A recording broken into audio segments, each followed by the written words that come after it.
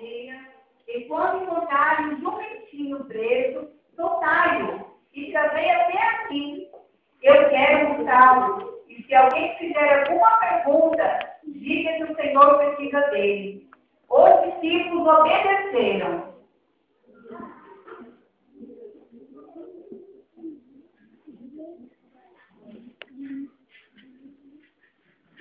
Eles puseram as suas capas sobre o jumentinho,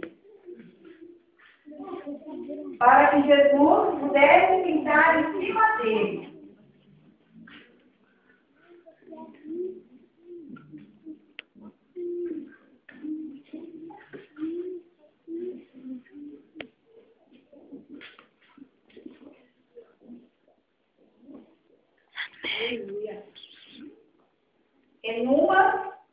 Em uma demonstração de adoração, a multidão gritava: Hosana, bendito o que vem em nome do Senhor!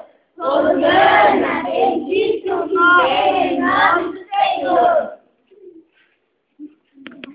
O Senhor Jesus deseja ser o Rei de nossas vidas. Ele quer reinar em cada coração. Ele espera que você esteja pronto para apresentá-lo como Rei dos seus amigos. Jesus deseja hoje também receber louvor de todos nós e quer que cada um de vocês seja uma testemunha do seu amor e poder. Não estamos alegres porque esperamos Jesus. Nós estamos alegres porque esperamos Jesus.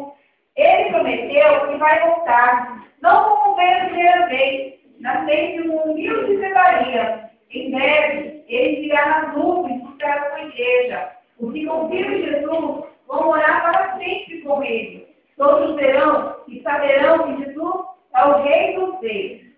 Vamos cantar e adorar o Rei Jesus.